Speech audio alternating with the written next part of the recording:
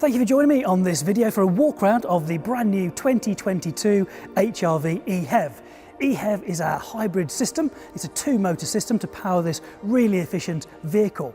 What we would like to do is take you around all around the outside of the vehicle, showing you the key features, having a little chat with you about some of the ways it's going to benefit you and your lifestyle, and then we'll end up inside the car showing you some of the features and the benefits that you're going to actually get from owning one of these vehicles. So let's start off right at the front. So you will notice that we have full LED lighting on this particular vehicle. The fog lights at the bottom are LED, the daytime running lights, the dip beam, and also the main beam, which is part of our sensing suite of features, also has high beam support. So if the car notices that you're on dip beam and you're in the auto position on the lights, it can send you to main beam if the conditions are correct. And as importantly, when the conditions are not correct, it'll take you out of full beam back onto dip beam, making you even safer on the road. Now we also have the sequential LEDs for the turn indicators as well. Now underneath the bonnet, it's going to be quite familiar. If you've owned a petrol or a diesel engine before, there is going to be some technology that you'll be used to seeing under the bonnet. However, what we also have is our two-motor electric hybrid system on there. So we benefit from having a really efficient petrol engine, which has 107 PS or horsepower, and that is there to create electricity to power a 131 PS or horsepower electric motor. So it's a really efficient way to generate electricity and then a really efficient way to drive the vehicle. I say we have a two-motor system. That's because we have something that is predominantly a generator and something that is predominantly a drive motor. So this is self-charging, there is no need to plug it in. You just put regular unleaded fuel in the back of the car and you've got hundreds of miles of range to actually be driving. But of course you're going to be benefiting from the good miles per gallon and equally the low CO2 emissions as well. So we have three drive modes that the hybrid system on board can actually decide which is the most efficient at that point in time. And that's going to be depending on the actual load of the vehicle and your right foot, whether you're light throttle or heavy throttle. So the three modes are EV, full EV with no tailpipe emissions whatsoever. We have hybrid and we also have engine drive. So very briefly, what are those different modes all about? So if we've got sufficient energy in the battery at the back of the vehicle, that can be sent to the front and it will power the drive motor to drive the road wheels. So that is a pure EV mode, absolutely brilliant, and you will see those fuel economy figures soar up when you're in EV mode. At some point, of course, the battery will deplete and you'll need to charge that up, but the car takes that into consideration.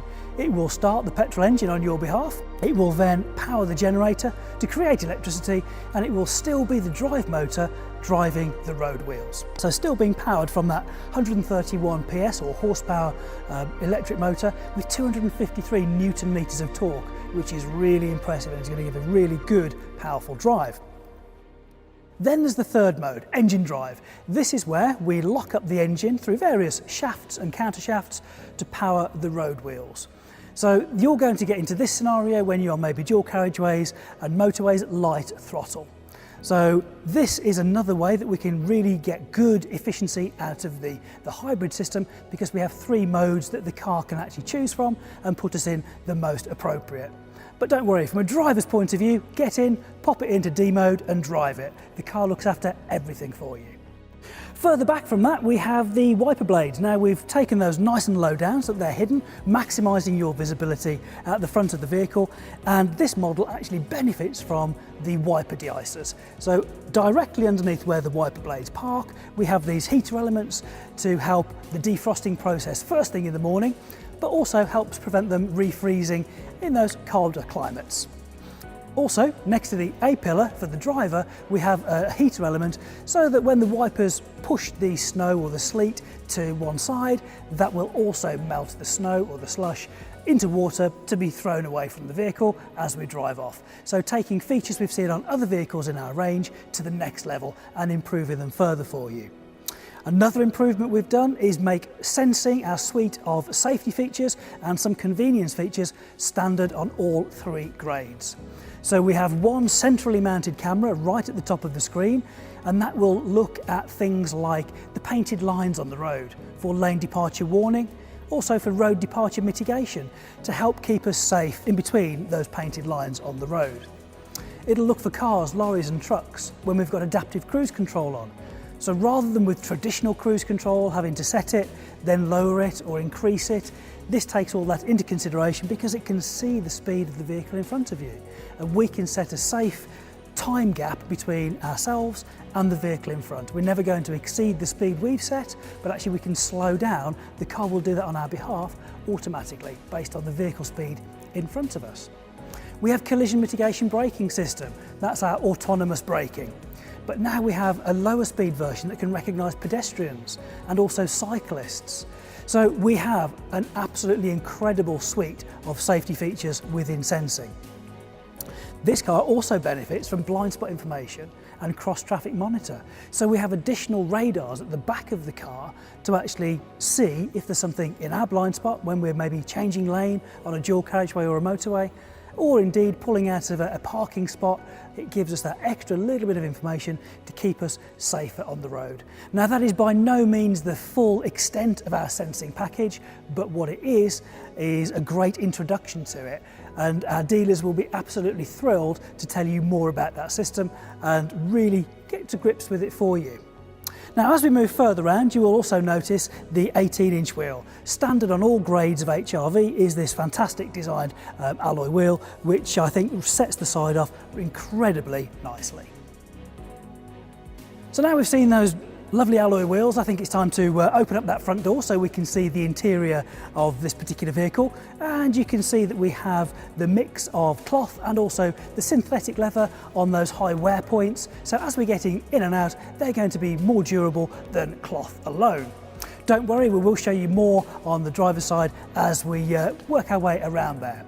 Now if we open the back door using the discreet little door handle just at the back, really pleased we retain that, you can see the magic seats. So they are incredibly flexible, allowing us to fold them completely flat, making really good usable space in the back, and something that I don't know of anybody else that does, but we've got tall mode for luggage. This is where we can fold the bases up on both sides with that 60-40 split and put the tall loads in there. Whether it's a bicycle, it could be golf clubs, it may be something from the DIY store.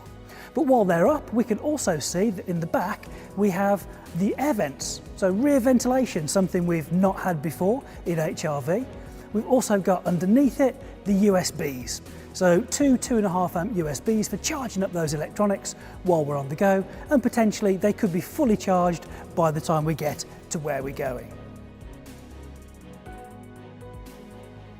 Now at the back of the vehicle, what we'll do, let's start at the top and work our way down. So right at the top we have the integrated tailgate spoiler. That's to help the air efficiently leave the vehicle, so it cuts through the air really nicely at the front, but also the air leaves the vehicle really efficiently at the back as well. Then we have a good area of glass at the back from a rear visibility point of view, and of course the rear wiper, and then our centrepiece. We have the full LED lighting for the stop and the tail lights, and it really does set it off from an appearance point of view, but also a safety point of view, which is really critical. Just below that we have the lens for our rear view camera. Now to open the tailgate, we've got a couple of ways of doing it. I have the key in my pocket, so I'm going to use the hands-free method of opening the tailgate. And you'll see the boot space. We've got a good space inside there, and also a hidden area just below with some extra storage inside there, and a new design of tonneau cover. So this means that you're very rarely going to need to take this off. The design is that it's really easy to load items into the boot, and if you've got the magic seats folded down as well, you can load those longer items in, no problem at all. And on those odd occasions that you need to carry something up to the roof line of the vehicle, you just pop those off, 4 of those little clips, and stow that inside the vehicle. Now when it comes to closing the tailgate, I can press this button here and it will instantly start to lower. Really useful because you can press the button and then you'll be away once you've loaded things in. But my favourite way of closing it is the walk away feature. I press the button there, it goes green. Now, I can be taking things out of the boot, but it's not going to close until I actually walk away from the vehicle, making it really, really easy to live with and making it really, really convenient because I'm now away from the vehicle and it's locked it. But remember, you must have the key on your person, whether it's in a bag or a pocket, for that feature to work. So now as we make our way to the driver's side, and we'll get you inside in a moment to have a little look at that, we know the car's unlocked because we've already opened some of the doors, but it is worthwhile having a little chat about the keyless access system. So currently the car is unlocked, but we can lock it using the little button at the top, and it will wind in the door mirrors for us. But we could also use the keyless part of this as well. So as long as I have the key in the detection zone, I can put my hand in behind the door handle here and it'll unlock for me. And now we can get in. And of course, when it comes to locking it, we just put a little bit of pressure on these 3 ridges at the top of the door handle and we can check it's all locked up nicely for us. So on that note, I think what we should do is get you inside. Come and have a look at this.